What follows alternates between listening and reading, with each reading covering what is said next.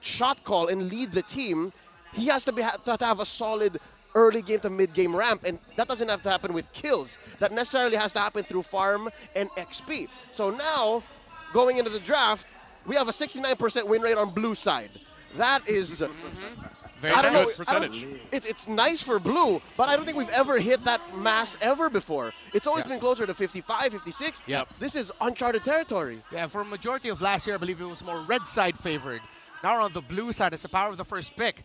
Ruby gone, and Omega still respecting the capability of King Kong to rock an assassin. They ban out the Fanny. My question is, if Novaria and Vexana, whoever gets banned out here, I feel like they're going to be racing for it. Yep. Also, mind you, Matilda's still open. Matilda's So open. when Matilda's open, you pick Matilda. Yeah, and the one that you love, that sometimes you got to remind me, the Nolan. The Nolan. The Nolan. Still the best cleanup in the game. That's definitely first pickable. By the way, nice we haven't like briefed you on it. We call it Nolan now. Nolan. Isn't there, what else does he do? The Arlo? The Arlo. The Arlo. The Arlo. Matisse. I'm sure there's some I'm viewers sticking out with there that Arlo. are just like searching for who is Leo talking about?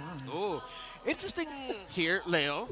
Omega bans out the carry. #1 marksman right now. Yeah. Do you think this means Omega might even consider a first pick Claude? Because that's a trend we've been seeing in PH and ID, wherein if carry gets banned out by either side, the first pick team will go Claude. I think it's risky biscuits. Because again, Yeah. if you're going first pick Claude, there's so much left on the board that, yeah, maybe you're able to overload the other side. You can say, okay, I'll first pick Claude. What do you first pick? Nolan, Matilda, Nolan, Vexana. I can see where you're coming from, but I don't think Omega would do that. I don't think they would give that much pressure onto West because that comes with its own responsibilities. I agree. Let's see what the last ban will be here. Arlot, so Novaria and Vexana might not be first pickable. And Joy's still out there. Yeah, the Assassins. So are you leaning more towards Joy Nolan? They'll trade for that. Whoever picks Nolan wins, though. Yeah. No, that wasn't Nolan. But Matilda's here, so Yeah. again, Matilda. they're leaving both open. Yep. Oh, dear Lord. Okay, interesting. So I feel like, though, in a way, especially with the way that at least what we've seen from Smart Omega so far, this Matilda is probably one of the safer picks they can go right now. You still mentioned, a highly unfavorable win rate on the blue side. Matilda constantly banned out for the most part. There's the answer, though. Nolan Vex? Nolan Vex. Does she come through? Yeah, I like the Vex here. But if they kind of want to temper the aggression and rotation of Omega, they might even consider Novaria just so that they can get that info and those pokes. Because that's one way. That wasn't the keys to victory, right? Got to watch out for the 3-man rotation of Mega. Yes, but Onyx fast. And I think I like the Vexana more when you're going for velocity. Oh, wait, what? Oh, interesting. Well, this is a Super Fringe special after the Valentina, after the Faramis. Oh. And that's one of the answers to the Nolan here. Yeah. Oh, it looks like Smart Omega don't care about no Claude. They want to hand some balls over to West. There's the Bruno. And these are not totally new picks, but considering what happened in week 1, I feel like these two teams are still continuing the trend of like shaking things up in the draft. Yeah. The priorities of Onic, of course, this Fovia showing up, which, again, we cannot completely turn off the idea that might go into the mid or EXP lane. I would like to see it in the mid lane, to be honest. There's the Claude, though, still picked up. Going to be for Onic. But let's say the Phoveus being the flex here, they could put in the mid lane. I think that works great. Otherwise, typically, like you mentioned, Novaria being available. Now, if they put the Phoveus in the XP lane, they picked up a traditional mage in the sense that we've seen so far. Novaria gives them a ton of vision already to complement the amount of mobility they're going to have with Matilda. And I don't know if they'll actually do it, but typically so far, with the way things have been going, if the Valentina's across from you, we do happen to see sometimes, my favorite, Gord could pop up. Not sure if they want to pick that up with a Nolan, though. That's a little iffy in terms of being able to survive that burst and everything else. So we'll see. You can already see some of the bands coming out, though, for the second phase. Yeah. Leo, these two lineups with their, I think we can consider this the main aces of their hand. Very dive heavy. I think we're just going to see fights over and over again. Yep, both teams are looking for that pressure point hit. So far, they both have good goes at it. The Matilda can deliver whoever they end up picking in the last two picks here. Yep. And then you have the superior cleanup and damage delivery system in the Claude and the Nolan because they can both go wherever they want. Even despite Nolan getting nerfed, getting his CC immunity off of his fracture taken away, he's still very lethal, still very good, as shown very prolifically from week 1 by Sensui from Blacks International. And still hurts. I wonder if Omega might consider going the route of overloading the Valentina with choices in terms of the ultimates. So they ban out, they ban out the Baxia. I'm leaning towards maybe a Yuzong is still available for Omega if they are actually going to put that Phobius in the mid. Or maybe even a Paquito. Oh, a Paquito might actually... I kind of like a Paquito for either side because it really helps with that quick scaling. Yep, helps pick up the pace because, again, right now, they're both very dive-heavy and both can still get their hands on a Paquito and both really want to get that lead early on. And Paquito very strong in the early game now. But that's not Paquito, that is Xborg. Okay. All in dive then, all in dive. Yeah. This is what you were talking about already, though, like the dive impact, right? I'm happy to say that at least the way we've been painting these two teams, there's Paquito, you mentioned too, you're going to see a lot of action, you know, and Martiz gets picked up to get thrown in the jungle. So now we know where things kind of fall into place here. Ooh, Leo, how you feeling about this? It's just all fight that we're seeing. Oh, Sir Matt on the Matisse. Okay, something tells me that's a shortage of magic damage. They only have one good source of it. And that's the kind of damage that has to be set up well. I'm talking about the Phobius. Interestingly enough, it looks like the fights that Omega want to take have to take a while. They're going to be engaging, disengaging, engaging, disengaging, and they'll wait until the last Insanity is gone. They're going to wait until the Blazing Duet's spent, or until they can confirm what Super Prince has off of the IMU. So with that said, one of the few strengths that Red Side has in this metagame is that last pick.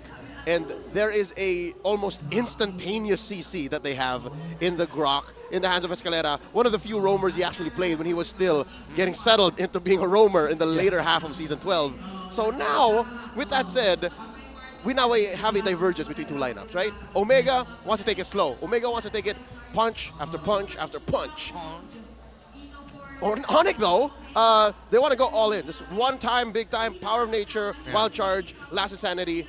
We're out. If that doesn't work, then I don't know. Something else to note. It's the vision game for Onic is difficult.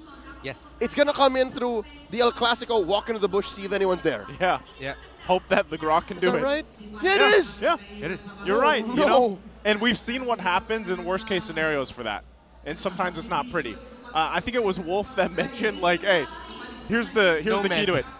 Don't die before, I think it was like 2 minutes or 3 minutes or something like that. And so we'll see if that happens. That's a condition for the Grok. I like the conditions laid out here. Leo, you mentioned Omega a little bit slower. They can fight. Can be a little bit more calculated. Onic, on the other hand, though, let's just fight. Welcome to game number 1 of week 2 of FPL Philippines Season 13. Again, Omega versus Onic, the grudge match of the season.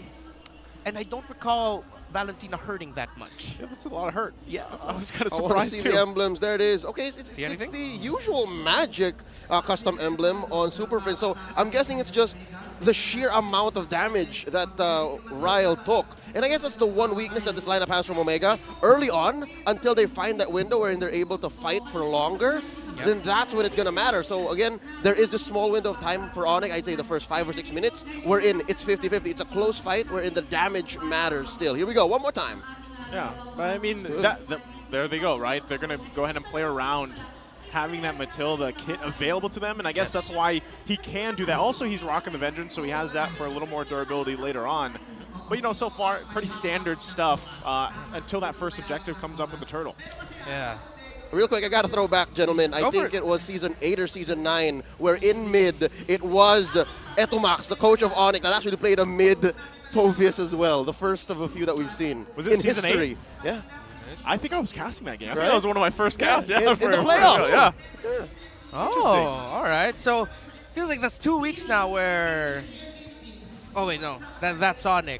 Yeah, no, I get you. I was supposed to say, like, E2Max passing on his knowledge to the younger generation. Now it's on the other side. But he's on the other side. Sees it. Again, still weird to say that E2Max is with Onic and not Barangay Omega, but now the turtle has spawned. Nolan, not anywhere close. Omega, though, they seem like they're in better position here, Naisu. Okay, Escalera's going to go to start up. The bottom side, though, Jim, luckily has the armor, so they're going to take it slow and steady for now, but Escalera doesn't have the level 4 just yet, so no wild charge available. Yeah. And so you're going to see the rotation on top, by the way. They don't even want to deal with this. They're going to just give it up to Smart Omega. It looks like as Matt works on it, they want to take his purple instead. So Escalera provides the information, flickers out, and that'll be the objective taken here for Smart Omega. All right, it looks like Mark actually saw that and goes ahead and reports to Sir Matt, hey, they took your purple, what are you going to do about it? And there's not much that Omega can do. Again, it was a clear trade. It was a clean trade. Yeah, I thought they'd actually try and go for the purple buff steal onto the Nolan just to even things out. But Matt spent his red trade. Matt spent his red trade, and you can see the hesitation because we also saw it in other regions. Grox have been using the Guardian's barrier to steal away objectives, so it feels like he's playing safe. Items, anything noteworthy here? I like how Ryle is building up towards an early COD, and so far everything is up to the ordinary. Nothing out. And again, 3 minutes in, no deaths. Both teams just watching their guard. I did not see that coming. Early Haas claws. All right, that's a build-up I did not notice. Under the Bruno. Yeah, he wants to, again, outlast the Claude in lane, I guess. Yeah. The difference between the Brave Smite and the Quantum Charge. Yeah, and I think maybe that's also why he went for the Master Assassin instead of the Weapons Master. Because based on the rotations I'm seeing, Omega just wants to dead lane both sides. Maybe just a little bit pressure onto Gem, but they just want to control around the mid. Again, the dead lane situation is because they want to expedite the mid game. They want to be able to build up to the point where Onic is going to struggle to find the burst window. So if they do that, then they go into this situation where, all right, it's now an endurance battle. You have ults to spend, but we have basic attacks to dish out. What you going to do, fam? So with that said, I think he's building up to... Which one? Could be anything. For West, he's built that for looks like an EOB. Sustainability, yeah. Oh, sorry, EB, Endless Battle. Yeah, Endless Battle, or I don't know. Thunderbolt? No. No, there's no reason for that. So he's building up towards sustainability is what I'm saying. Okay. At least he wants to stay in the lane longer than Kelra. I think which is kind of goes to part with what we were saying, right? Like, their lineup takes a little more finesse to pull off here. So with that, they're going to work with the second turtle. This time around, though, I expect Onic Philippines to do something here. Super Friend's going to get spotted out in that bush, but they can't even get the positioning they're looking for. And again, King Kong not even a part of that, so they give it up. Maybe this is the game plan, right? Just try to find a pick-off where you can and give up these turtles for now. It's another trade. Earlier it was Grand Theft Purple for King Kong, now it's Grand Theft Orange. And again, Reptar, you mentioned Omega's playing in the lanes, right? Onic is finding the other window. They're playing in the jungle. So far, they're trying to keep this lead smaller now. 500 gold between them with a turtle all clean for Omega. This is best case scenario for Onic. I think what I also feel from Onic is that there's really just watching out for the potential of Marta Snowball. We've seen it time and time again. If you're not careful, you're just going to get decimated. A decimate chain, and the next thing you know, they're going to snowball. So they're taking the fights away from Omega, the fights Omega want to have. But is it a little bit too passive? Do they need to be a little bit more aggressive here, Onic? I think they can both afford to do this, especially since we ramp up 6 minutes. They're going to be forced. At least, okay. I thought so too. I thought, you know, if nothing, they at least get the turret there. Smart Omega, first one on the board for the turrets. But yeah, still, it looks like that's the case here, guys. I think Onic is playing with the fact that they studied Omega's past games, and they know that Omega can't ramp up into a winning position as fast as they hope to. That's how Omega fell against Echo last weekend, where they had a clear lead, and then suddenly they did not notice that there was one lane getting beat up, and it's over from there. Lewis in trouble. Another flicker going to come through, already fracture. Last Insanity popped as well. Rest of the team now making their way. Gem has the immortality, though. Escalera should be in there in time, too. But nothing still. No team. 6.5 minutes in. No one has gotten that first blood yet. It sort of feels like I'm watching two teams play this like a real-time strategy game, just managing the resources. It's a command and conquer. We're just waiting for red alert. I'm thinking turn-based strategy, RPG. Oh, more like that, yeah. Fire Emblem. All right, confirmed. Never played it. He built demon shoes. All right, so it definitely is about sustainability. Did not bring it all the way to the end like an EB. So clear. I think he's going towards crit Berserker's Fury. Berserker from here. Fury. Yes. Yeah, after that. EB to BF. Makes a lot of sense. Let's see.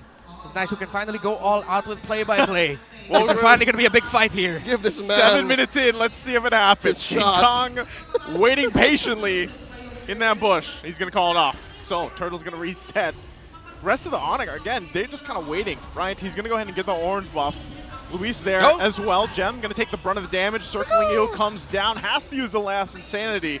But once again, it's going to be objective in the mid lane, though. West will be the one to fall. The objective taken by Matt. Finally, one of the teams gets on the board here. But still, Smart Omega holding on to a small lead. This could be an opportunity for Onic Philippines to make a move as King Kong gets in position. That seems like classic Escalera. Just when you don't expect him to wild charge you, he will. And it was because of him that they were able to finally land that kill onto West. So it sort of evens out the farming process here. Yeah, but it doesn't even out the map. There's still 2 first turrets taken by Omega and all turtles so far. And that's led to a 600 gold lead across the board. And I'd say a majority of the lead going on in mid and in XP. Yep. About 300 for one, and then 600 in the other, just across, given that Sir Matt is actually farming slower than King Kong. This is odd. Earlier we talked about how King Kong is now being a role player. Now he wants to actually play cleanup, and the farm is being spread out between him and Kelra. I'm waiting for that to snap. Ryle in trouble. Ryle in trouble. Pots of Vengeance into the Demonic Force Whoa. and gets out of dodge just fine Whoa. with that guiding wind. So, hold on. Matt could be in trouble now. Goes in with a Mortal Coil. He's fine. This is the story so far with the lineups. Yeah. We talked about it earlier, man. Like, all right, we're going to expect a lot of action from Onic Philippines. It has been completely opposite of that, where they have struggled to really find those moments. And it's not because they're hesitating. They're both finding a position or finding a fight where they will win, and both teams are all the smarter to say, no, we're not going to win this. Let's back out. And that last fight wherein it was West drawn first blood on by Onic, kill going off to Kelra, the best case scenario for the Hedgehogs, or rather the Porcupines. That's one of the fights wherein Omega was forced to say, you know what, this is worth it. For the turtle, for the 2 turrets, West, take the L. So that's where we are now, that's where we're sitting. We're waiting for these fights to break out, and I understand, Joseph, how ironic and how stressful it is that why are there no fighting? It's okay. It's about to happen, right? This is Lord now. You can give up the turtles if you want to. We've seen teams do that before.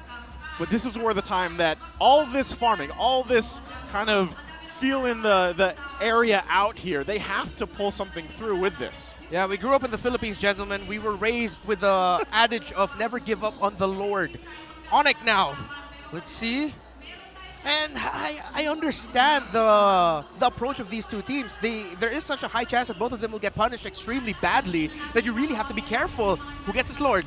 See if they pull it off. Mart quite in trouble. Malefic Aurora being picked up mid-fight too with Ryle going, forcing Super Prince back. Comes the Vengeance. There's the wild charge though. Still going to be up for now. A couple hits away and he'll fall.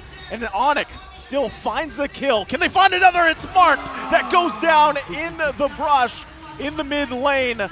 Now their eyes going to be set on this objective, the Lord here for the taking, as 2 members of Smart Omega are down. This is literally Onic PH saying, you want to take this outside? And indeed they did. There was a dance waiting to happen, and Onic said, let's take this outside, just out of the Lord pit. And that's where they did so much better. And I love their coordination, their communication, saying nobody dash, Riley's in the air, nobody dash. And that's what put Onic ahead here. They're ahead almost 2,000 gold, scored the bigger objective compared to the 3 that Omega have scored so far 11 minutes in, and they're still leading in kills. So now we're just going to wait until the map actually opens up. It's happened again. It's the Onic snap. Yeah. Onic has bought their time, denied all the fights early on wherein Omega was clearly going to try to be aggressive, and now they're ahead. From barangay timers last season for Kelra, Etomax, and Why Not, they are now teaching Onic time. Oh, it's Onic time. How did I miss that? Yeah, it's Onic time, fam. And really, it's one of the facts of MLBB, ladies and gentlemen, where the longer the game goes without a fight, the first big fight that happens where at least 2 heroes are down, it's going to be devastating. And that's exactly what happened here for Omega. In just, as you mentioned, Leo, a snap, Onic are in the lead. Yeah, look at this. They're already playing around. With that snap, nearly a 4K gold lead. They're going to get more turrets around here too. Yes. So with that, they've pretty much position themselves to be in a great position to fight now anytime they want. They control the pace at this point in the game. And even with that, there's the concealed play. Escalera waiting for a zone, a wild charge. Wow. Lewis going to be there, but look at Matt. Gets taken down to half health. They're going to keep them at bay, though, from entering the base any further. But bottom side, Kelra was there pushing in as he got that base turret. That's how huge of a threat the gold standard is. Now barreling forward in net worth, about 1,500 gold ahead of his lane mate West. Something else to note, the fact that so far, off of one team fight win, off of one turret, I believe this might be a record gain in terms of Lord gold gains after that first one. Yep. They've barreled over 4,000. I don't know if the 5,000! That might be the biggest in S13 so far. Yeah, I'm pretty sure it is. Usually we see those big swings, maybe second, maybe third Lord. Yeah. But the very first one? That's big gold. And the average is gold. 2,000 to 3,000. Yeah. So, but now Onic broke that. Which begs the question, right? Like, again, they knew that let's give up those turtles. We don't need them because we're hoping for that play that they made, especially leading in that first Lord, and they've done that. So now they can continue this pressure, especially since they did work. Kelra did work there on the bottom side with Lord less than 30 seconds away here. Well, let's see how Onic will handle the siege. Funnily enough, since both teams are very dive heavy, not really ranged and poke, outside of the marksman, of course, I feel like there could be a chance that Omega might turn things around under the base turret, but unless King Kong. Oh, March goes in, has to flicker out too, so already putting the pressure there. He does not have that now for this Lord, so they have no choice except to defend, most likely. But Matt still wants to get some vision here if he can, but it's going to be too late. Look how fast the Lord is taken care of from King Kong. Well, the rest of the team doesn't even get space in the jungle to work with. Straight up scene from Godzilla 2014, King Kong versus the Lord. And now... Oh, they're going to go for it, actually. So already pushing them back. Vengeance was used. What a great barrier there coming through from Escalera. This net lead by Onic in gold is just forcing Omega to spend ults and resources out of nowhere, and it's costing them. It's not like they have great wave clear too. This is something that we failed to mention. I personally failed to mention because usually it's something that you have to watch out for. They suck at clearing waves. Yeah. It's super difficult to defend against this enhanced Lord. Yeah, they have to put themselves in danger to clear up waves, but Onic, can they end it here? Will they try to? 14, almost the 15-minute mark here. They're going to go for it again. The damage comes through from Luis. He does survive. Base fully exposed here. Lord's still going to be worked on. Does Onic Philippines have enough lead to push it in? Enough confidence to end the game here at this mark. They can't break through just yet. Another wave going to be pushing down the mid lane. And Smart Omega hold it together. They bob, they weave on through. Gem holding that front line alongside Escalera. King Kong with the damage. Gets Ryle quite low. He has to go heal up. Still putting the pressure. They're holding it down the front. The base is going to be worked on. Half health though. And they still hold on. Onic Philippines does not want to commit just yet. They're feeling things out. Smart Omega waiting as well. Matt takes the brunt of the damage. Demonic Force with the vengeance. Bang. They come down, but Mark is out. Matt has to go back. Kelra on the run. Wild Charge keeps Ryle in the air. Taking some shots here now as Kelra gets us situated on the backside. They can't get Ryle just yet.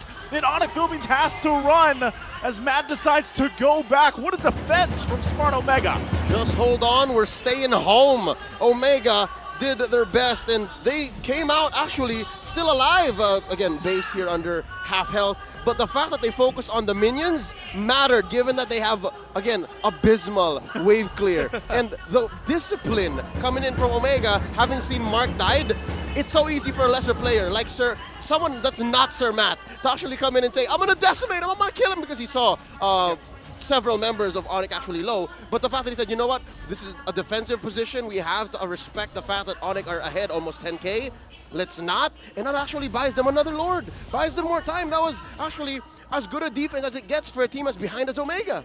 Yeah, again, two lineups with very similar principles. They both have not so great wave clear. It's risky wave clear. I like the word that you used, abysmal. Abysmal. They both have to put themselves in danger, but that means Onic will really put themselves at risk of having this game turned around in their faces, while Omega have to be so calculated and maximize everything they have in their ability kits just to pull off a defense. If anything, Omega's only chance really is inside their base, not until they close this gold gap. And they can only really close this gold gap if they defend against this last Lord here. This is their last chance to defend. If they survive this, then they're fine. I don't know if they're going to be able to steal, and they've already spent quite a few ults. Look at that. Ryle? It's going to reset, though. Ryle could be in trouble. Already using the Vengeance here. He's going to be taken down by Super Prince. And Onic Philippines decides to just go ahead and crash down on the retreating Smart Omega. And you can see that. They're going to go ahead and give the go for that Lord. At least secure that. They got Ryle down, but he should be back up by the time they get to this defense. Leo, that sort of looked like Omega not sure if they wanted to fight that or not. Yeah, or also, it's possible that they weren't even really planning on fighting, and Ryle caught himself in a position where he had no choice. Given that this is a Phoveus with a Vengeance, and that's the only other choice you have. You fight or you die. And he was in a position where he only really had fight as an option. So with that said now, again, Joseph just on point here. 1-0. There's Ryle. Yeah. He's going to be able to defend, but I don't know how good it is against a Lord this big. Let's see if they can do it once again. Holding it at bay there in the mid lane. Ryle jumps in, doing what he can to keep them there. Matt, though, getting quite low already. The Wiz goes in for King Kong with